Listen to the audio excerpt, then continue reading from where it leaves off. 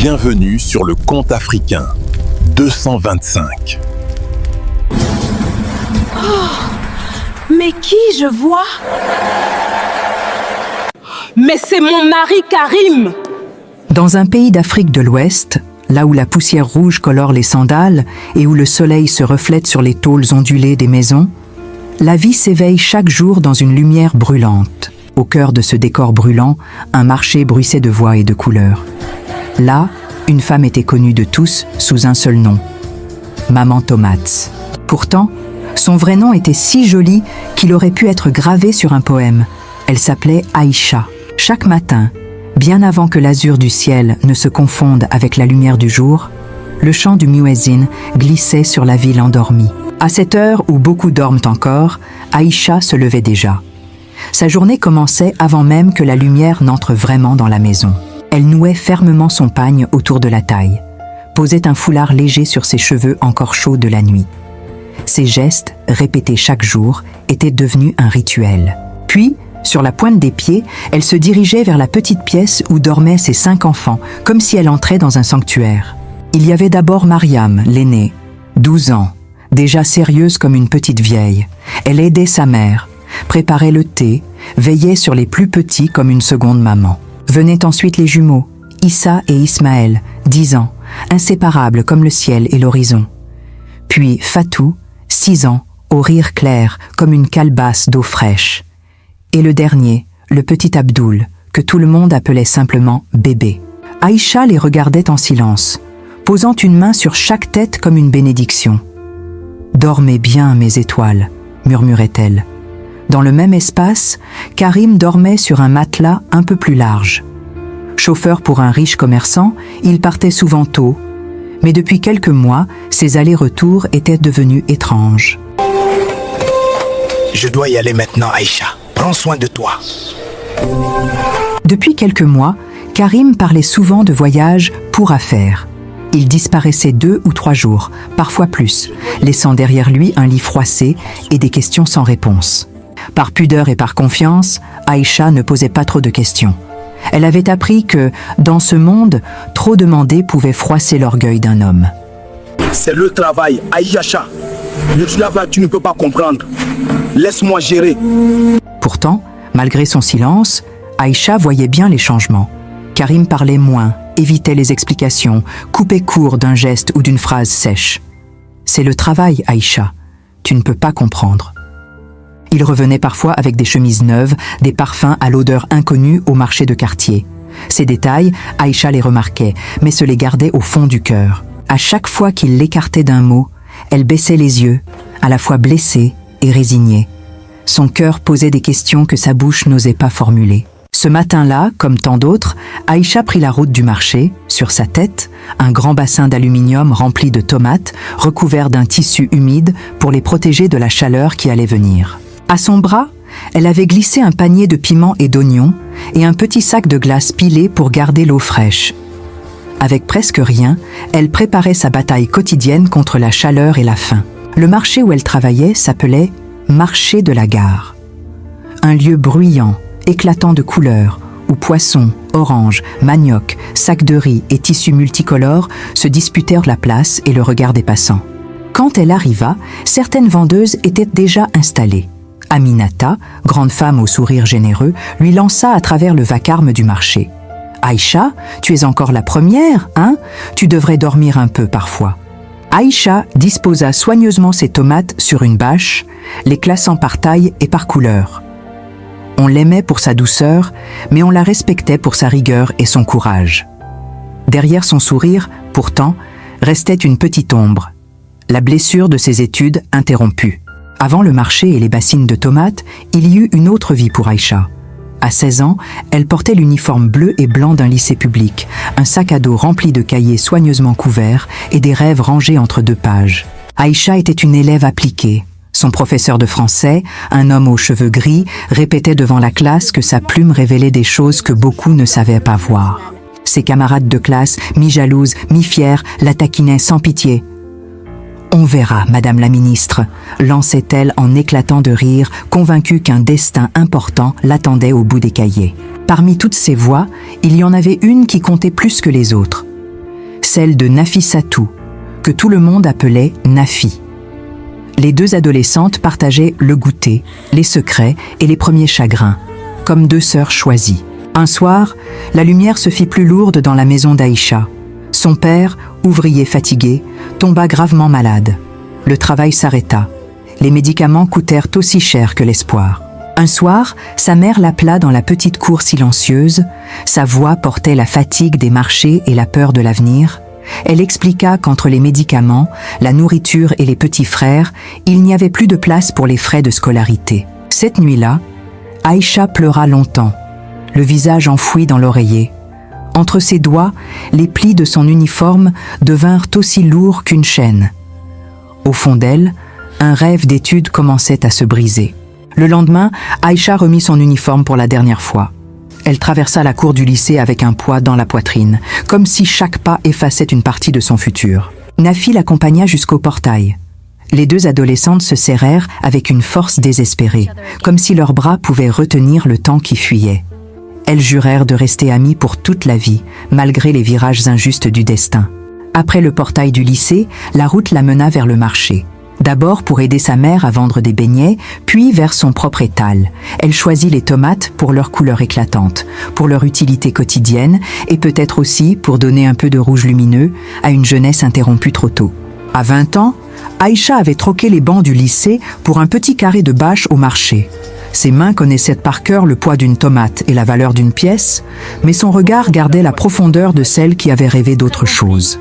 Un jour de baptême, dans une cour pleine de rires et d'odeurs de riz gras, les chemins d'Aïcha et de Karim se croisèrent. Elle, jeune vendeuse appliquée, lui, jeune chauffeur au boubou bien repassé, déjà sûr de son charme. En apprenant qu'elle vendait au marché, Karim lui dit, pour s'amuser, « Une femme qui travaille, ça, j'apprécie. Tu es courageuse, Aïcha. Ce genre de femme est une bénédiction. » Ces mots tombèrent sur son cœur comme une pluie rare en saison sèche. Karim revenait au marché, prétextant des courses, déposant ici un sachet de sucre, là un foulard coloré. Il ne roulait pas sur l'or, mais ses attentions traçaient peu à peu un chemin vers le cœur d'Aïcha. Leur mariage ne fut pas fastueux, mais entouré de bénédictions et de promesses. Dans un coin de cour, entre quelques billets froissés et des sacs de riz offerts, Aïcha devenait officiellement l'épouse de Karim. Les premières années, ils avancèrent côte à côte. Karim rapportait ce qu'il pouvait de ses courses en ville. Aïcha tenait bon au marché. À chaque naissance, ils oubliaient un instant la fatigue pour célébrer ce qu'ils construisaient ensemble. Puis, un jour indéfini, l'équilibre se mit à pencher. Karim rentrait moins joyeux, riait moins avec les enfants, gardait souvent son téléphone collé à sa main comme un secret. Un matin, au marché, Aminata s'approcha avec ce ton particulier qui annonce les nouvelles lourdes. Elle avait vu Karim en ville, en chemise blanche, parfumée, marchant aux côtés d'une jeune femme très élégante, devant un grand restaurant. Ce soir-là, dans la cour silencieuse, Aïcha entendit Karim souffler un « ma chérie », discret à quelqu'un au bout du fil. Les mots volèrent vers la nuit, mais restèrent plantés dans son cœur comme une écharde. Quelques jours plus tard, au petit déjeuner, Karim déclara qu'il devait se rendre à la capitale pour un grand mariage dans la famille de son patron. 2 jours seulement, promit-il. Autour de lui, les enfants s'enthousiasmèrent, tandis qu'Aïcha, elle, sentait son inquiétude grandir en silence. Ce soir-là, après le repas, Aïcha s'assit seule dans la petite cour silencieuse. Karim parlait de voyage à la capitale, son cœur à elle se serrait sans explication claire. Elle aurait voulu parler à quelqu'un, mais la nuit semblait refermer toutes les portes. Soudain, un son vibra sur la natte. Le vieux téléphone d'Aïcha s'illumina d'un numéro inconnu. Intriguée, elle hésita un instant, puis décida d'appuyer sur la touche verte. Une voix de femme, joyeuse et familière, sortit du combiné. « Allô, Aïcha Sow ? Oui. Qui parle ? C'est Nafissatou. Nafi, du lycée. » En une seconde, les années s'effacèrent dans un éclat de rire partagé. Les deux amies se racontèrent en accéléré leurs chemins si différents. Aïcha, vendeuse de tomates au marché de la gare, mère de 5 enfants. Nafissatou, employée dans une banque de la capitale, mariée à un homme d'affaires, 2 destins nés des mêmes bancs d'école, poussés par des vents opposés. À travers la ligne téléphonique, Nafi donna une invitation inattendue. Le cousin de son mari, un commerçant connu, se mariait à la capitale dans quelques jours. « Je ne peux pas aller à un si beau mariage sans mon ami du lycée. Tu dois venir, Aïcha. » Aïcha pensa au kilomètre, au prix du quart, aux 5 petites têtes endormies à quelques mètres. « La capitale est loin. Et les enfants ?» demanda-t-elle d'une voix prudente. Son cœur avait envie de partir. Sa tête, elle, comptait les contraintes. Nafissatou balaya les objections, avec la détermination d'une amie qui ne veut pas renoncer. Elle proposa de payer le billet, d'envoyer une voiture à la gare routière de la capitale. « Prépare ton plus beau pagne, Aïcha. Pour une journée, laisse le marché et viens redevenir juste une femme. » Le lendemain, au marché, Aïcha confia l'invitation à Aminata. Sa voix oscillait entre envie et culpabilité. Aminata éclata de ce rire franc qui repousse les nuages. « Tu travailles trop, ma sœur, on gardera tes enfants. Va respirer un autre air pour une fois. » Ce vendredi-là, Aïcha fouilla dans son coffre d'affaires précieuses. Ses doigts retrouvèrent un pagne rouge et or, réservé aux grandes occasions. En le dépliant, elle imagina son tissu danser autour de ses hanches dans la lumière de la capitale. Le soir, au milieu du repas, Aïcha informa Karim qu'elle aussi irait à la capitale pour un mariage, invitée par une ancienne camarade du lycée. Karim eut un sourire forcé, étonné par cette audace nouvelle. Il ne demanda ni le prénom de l'ami, ni l'adresse, ni les détails du voyage. Ce silence pesa lourd sur le cœur d'Aïcha. La veille du départ, Aïcha alla chez une coiffeuse du quartier.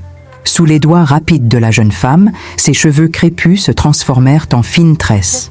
En se voyant dans le miroir fêlé, elle reconnut une version plus soignée d'elle-même. Avant le lever du soleil, Aïcha prépara un petit sac, blouse propre, sandales brillantes, parfum offert par une voisine, pagne rouge et or soigneusement pliés. Pour une fois, elle ne choisissait pas ses affaires pour une fête du quartier, mais pour un voyage vers une grande ville. Les enfants tournoyaient autour d'elle, mi-jaloux, mi-fiers. Fatou voulait savoir si sa mère danserait. Les jumeaux réclamaient déjà des bonbons. Mariam, l'aînée de 12 ans, la fixait avec des yeux pleins de respect. « Tu es très belle aujourd'hui, maman. » Fidèle à sa promesse, Aminata attendait les enfants au bord du marché. Elle attrapa les petites mains, promit des jeux derrière son étal de légumes. Aïcha, soulagée, savait que ce jour-là, d'autres bras maternels veilleraient sur ses trésors. Karim, en chemise blanche et valise neuve, partit vers son propre car, direction la capitale et ce fameux mariage d'un riche. Ils quittèrent le quartier presque en même temps, chacun portant un secret différent dans son sac. À la gare routière, le vacarme des moteurs et des vendeurs couvrait les pensées d'Aïcha. Elle serra son sac contre elle, tendit son billet au contrôleur, puis monta dans un car aux sièges usés, direction la capitale. Sur le siège voisin, une vieille voyageuse bavarde aborda Aïcha. Elle parla du prix du riz, des politiciens, de la saison des pluies qui tardait. Aïcha répondit avec politesse, l'esprit déjà en avance vers la grande ville qui l'attendait. La route déroulait ses kilomètres de poussière rouge et de villages alignés. À travers la vitre, Aïcha voyait défiler des vies si proches de la sienne. Pourtant son voyage la menait vers un univers plus grand, aux promesses inconnues. À la capitale, le car se vida dans un tumulte de valises et de cris. Au milieu de la foule, un chauffeur, envoyé par Nafi, cherchait une femme portant un pagne et un foulard, un sac modeste à la main. En entendant son prénom, Aïcha sentit son cœur battre un peu plus vite. Le chauffeur la déposa devant une maison claire, haute, protégée par un grand portail vert. Sur le seuil, Nafissatou l'attendait, transformée en femme de la ville, mais avec le rire intact de l'adolescente du lycée. En se serrant contre son amie, Aïcha sentit qu'elle venait d'entrer dans un chapitre totalement nouveau de sa vie. En entrant dans la maison de Nafissatou, Aïcha crut pénétrer dans une image de télévision. Les canapés moelleux, les cadres colorés, la grande télévision contrastaient avec les murs en banco de son quartier. Pourtant, le rire de Nafi chassait toute gêne, comme au temps du lycée. Assise sur ce canapé confortable, Aïcha souffla à son amie. « Tu as réussi, Nafi. » Nafissatou répondit que la réussite prend des visages multiples et qu'au-delà des murs, l'important restait ce qu'elles avaient de garder dans le cœur. À l'étage, dans une chambre inondée de lumière, des pagnes et des foulards rouges et dorés étaient disposés sur le lit comme des trésors. Nafi avait préparé de quoi les assortir pour le grand mariage, thème oblige, rouge et or. Quand Aïcha sortit de son sac son pagne rouge et or, la réaction de Nafissatou fut immédiate. Les deux tissus semblaient se répondre, comme si, malgré la distance, leurs goûts étaient restés liés. « On est connectés, ma sœur », lança Nafi dans un éclat de rire. En se préparant, les confidences se mêlèrent aux coups de pinceau de maquillage. Nafissatou demanda des nouvelles de Karim, apprit qu'il était chauffeur, souvent en déplacement, père de 5 enfants. Aïcha, pudique, resta vague sur les inquiétudes récentes qui l'habitaient. En parlant de la cérémonie, Nafissatou mentionna le cousin de son mari, un certain Karim, homme d'affaires apprécié dans la famille. Pour Aïcha, ce prénom restait courant dans la région, rien n'alluma d'alerte dans son esprit déjà occupé à apprivoiser son reflet de fête. Devant le grand miroir, Aïcha se découvrit presque étrangère à ses propres yeux. Le pagne rouge et or épousait ses hanches, le foulard mettait en valeur ses traits, un peu de brillant soulignait son sourire. Elle se demanda si les clientes du marché reconnaîtraient cette femme. À la tombée du jour, elles arrivèrent devant une grande salle décorée aux couleurs du thème. Des femmes en boubous luxueux et des hommes en costumes élégants affluaient vers l'entrée. Aïcha, en franchissant ce seuil, eut l'impression de pénétrer dans un film. Dans la salle, une jeune hôtesse distribua des programmes du déroulement de la cérémonie. Aïcha lut à peine la mention « Mariage de Karim Diallo et de Mamédia Rassar », trouvant ce prénom si courant qu'il ne déclencha aucun éclair en elle. Elle posa le papier devant elle, absorbée par la beauté du décor. Quand la musique retentit et que le marié fit son entrée, drapé de blanc et d'or, Aïcha sentit un frisson étrange courir le long de sa colonne. La démarche, les épaules, la façon d'ajuster le boubou d'un geste familier. Son regard remonta enfin jusqu'au visage. En un instant, le sol sembla disparaître sous ses pieds. C'était Karim, son mari. Le cœur battant dans ses tempes, Aïcha chuchota à Nafissatou, d'une voix étranglée. « Le marié, c'est Karim, c'est mon mari, le père de mes 5 enfants. » Le rire de Nafi se figea net, remplacé par une stupeur glacée. Nafissatou vérifia le programme, observa le marié, puis Aïcha. Les lettres, Karim Diallo, brûlèrent la feuille. Le doute céda la place à une évidence insupportable. « Je te jure, Aïcha, je ne savais pas », balbutia-t-elle. Nafissatou entraîna Aïcha vers la cour, loin des projecteurs et des youyous. Sur une chaise en plastique, la vendeuse de tomates se retrouva soudain en plein naufrage intérieur, partagée entre la honte, la colère et un chagrin sans bord. Les mots sortirent par vagues. Karim savait pour elle, pour les enfants, pour les années de lutte au marché. Il préparait un nouveau foyer en cachette, comme on change de chemise, en espérant effacer la première vie par le silence. Au lieu de courir se cacher, Aïcha se redressa. Une certitude prenait forme. Elle refusait de rester l'ombre qu'on laisse au village pendant que l'autre épouse brille en ville. « Il doit me voir, ici, aujourd'hui », décida-t-elle. Elles revinrent dans la salle, mais pas pour applaudir. Aïcha se plaça près de l'entrée, là où chaque pas de la mariée passerait sous son regard. De ce point, elle pouvait voir Karim. Pourtant, il ne la remarquait pas encore. La mariée fit son entrée, jeune, parée de blanc et d'or, timide au bras de son père. Aïcha la scruta sans haine. Cette jeune femme ignorait tout du mensonge dans lequel on l'emmenait. Quand la mariée atteignit la table d'honneur, Karim leva les yeux et tomba sur le regard d'Aïcha. Son sourire s'éteignit d'un coup, comme une bougie soufflée. Dans ce face-à-face muet, tout ce qu'il avait tenté de cacher venait d'exploser. Sans crier, Aïcha s'avança vers le maître de cérémonie et lui demanda le micro.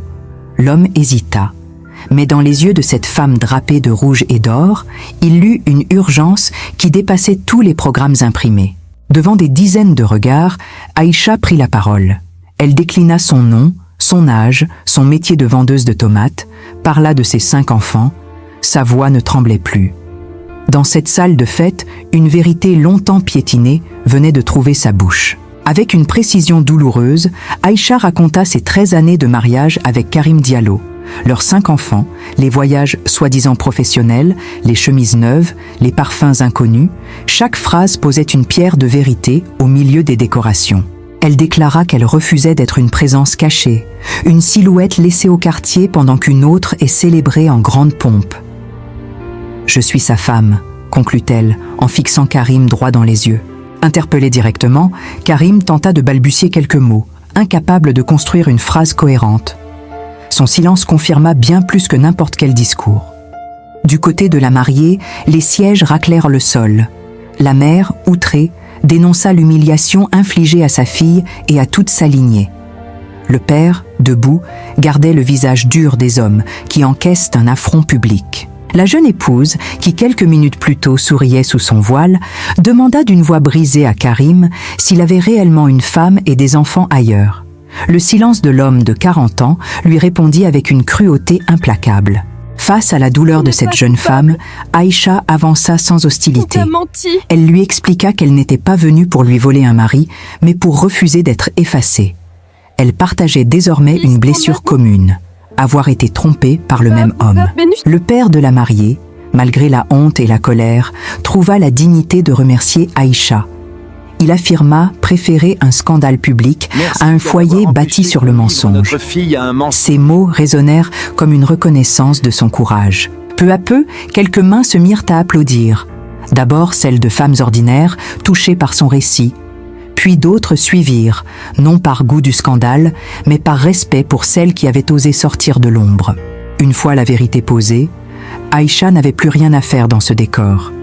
Elle quitta la salle au bras de son amie, laissant derrière elle une fête avortée, des convives en désordre et un marié réduit à ses fautes. Cette nuit-là, dans le salon tranquille de Nafissatou, Aïcha dormit peu. Entre deux silences, elles décidèrent qu'elle prendra le premier, car pour retourner auprès de ses enfants, la capitale lui avait offert une vérité brutale. Son quartier l'attendait avec d'autres batailles à mener. Aux premières lueurs du jour, Aïcha rejoignit la gare routière de la capitale. Le cœur lourd, mais les idées claires, elle s'installa dans le car qui la ramènerait vers son quartier poussiéreux et vers ses enfants. Cette fois, aucune voisine bavarde pour occuper son esprit.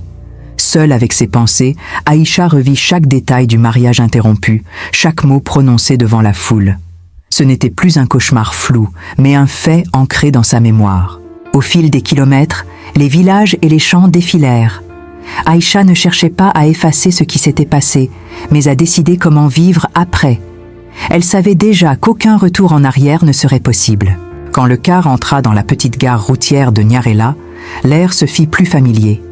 Les cris des vendeurs, la poussière, les toits en tôle, tout lui rappelait que, malgré la blessure, sa vie l'attendait ici. Sans passer par la maison, Aïcha prit la direction du marché de la gare. Elle savait que ses enfants l'y attendaient, sous la protection d'Aminata et du vacarme rassurant des étals. À la vue de leur mère, les enfants se ruèrent sur elle dans un tourbillon de bras et de rires. Pendant quelques secondes, la douleur du mariage avorté s'effaça derrière la chaleur de cette étreinte. Alors, la capitale? On en parlera le soir autour du thé. Aminata observa le visage d'Aïcha, son sourire forcé, ses yeux plus graves. Elle comprit que la capitale n'avait pas été un simple dépaysement. « On parlera ce soir, ma sœur », proposa Aïcha d'une voix douce. De retour chez elle, Aïcha retrouva la cour poussiéreuse, les casseroles, les cris des enfants. Karim n'était pas encore rentré. Elle décida de préparer la maison et son esprit pour la conversation qui l'attendait. Après avoir couché les plus jeunes, Aïcha s'assit sur la natte, le dos bien droit. Elle repensa à la force qui l'avait poussée à parler dans la salle de fête. Elle avait trouvé une voie. Cette fois, il serait impossible de la lui reprendre. Plus tard, alors que la nuit s'installait sur Nyarela, Karim franchit enfin le seuil de la cour, la valise plus lourde que le jour de son départ. Les enfants coururent vers leur père. Derrière eux, Aïcha attendait, debout, prête à poser les mots qu'elle refusait désormais de garder pour elle. Quand les enfants furent occupés à l'intérieur, Aïcha invita Karim à s'asseoir sur la natte. Il y avait dans sa voix une gravité nouvelle, celle d'une femme qui ne compte plus avaler en silence. Karim tenta de commencer par une phrase qu'il croyait sage. « La vie est compliquée, Aïcha. » Mais elle le coupa net. Pour elle aussi, La vie avait toujours été compliquée, sans qu'elle utilise cela pour justifier l'injustice. Aïcha rappela que la fatigue, la pauvreté, la frustration, tout cela, elle les portait aussi. Et jamais elle n'avait eu l'idée d'en faire un alibi pour trahir ceux qu'elle aimait. Alors, sans détour, Aïcha posa la question essentielle. Pourquoi ? Pas pourquoi il était allé à la capitale, mais pourquoi il avait effacé 13 ans de vie commune pour un autre foyer caché. Karim avoua qu'il avait vu dans ce mariage une occasion de grimper socialement, de s'ouvrir des portes grâce à la richesse de la nouvelle belle famille. Il osait présenter cette trahison comme un projet pour aider tout le monde. Il tenta ensuite de se réfugier derrière la polygamie permise par la religion. Aïcha répliqua que la loi divine n'autorise pas le mensonge, ni l'humiliation d'une épouse abandonnée à la poussière pendant qu'on empare une autre d'or en cachette. Calmement, Aïcha expliqua que désormais, sa première loyauté allait à ses enfants et à sa dignité. Elle n'acceptait plus d'être la femme docile qu'on trahit en douce pour chercher plus brillant ailleurs. Quand Karim réalisa que ses actes pouvaient briser le foyer, la peur le saisit. Aïcha ne brandissait pas la séparation comme une menace, mais comme une possibilité légitime si le respect ne retrouvait pas sa place. Aïcha conclut qu'aucune décision ne serait prise dans la seule chaleur de la colère. Il consulterait l'imam pour que les paroles soient pesées devant Dieu et devant un témoin neutre. Le lendemain, assis sur le tapis de la salle de l'imam, Aïcha et Karim livrèrent leur version. L'homme de foi écouta sans interrompre, observant la honte du mari et la blessure lucide de l'épouse. Pour la première fois, leur histoire conjugale sortait vraiment de la cour pour entrer dans un espace de vérité partagée. Après la rencontre chez l'imam, Karim ne trouvait plus le sommeil. La honte l'accompagnait dans chaque coin de la maison, sur chaque pas dans le quartier, dans chaque regard posé sur lui. Au lieu de reconnaître ses fautes, Karim laissa sa honte se transformer en rancœur. Plus il voyait Aïcha rester digne aux yeux du quartier, plus il se sentait écrasé par sa propre lâcheté. Un soir, Aïcha prépara le thé, ce rituel partagé pendant des années. Elle ignorait que, pour Karim, cette soirée deviendrait le moment choisi pour commettre l'irréparable. Profitant d'un instant où Aïcha avait tourné la tête vers la maison, Karim glissa un poison dans le verre destiné à sa femme. Sa main ne trembla pas. Sa conscience, elle, sombra un peu plus dans l'obscurité. Quelques instants après avoir bu, Aïcha sentit une brûlure étrange lui traverser le corps. Le sol tourna, ses jambes cédèrent, le verre se brisa. Karim appela à l'aide, jouant le rôle de l'époux affolé alors qu'il venait de franchir la frontière du crime. La nouvelle de la mort soudaine d'Aïcha se répandit dans le quartier. On parla d'une crise, d'un mal foudroyant, d'un cœur fatigué par les soucis. Personne n'imagina le poison, dans un endroit où la misère tue plus vite que le mal caché. Peu après l'enterrement, dans le silence d'une nuit sans lune, Karim ramassa quelques vêtements, prit un sac et quitta le quartier.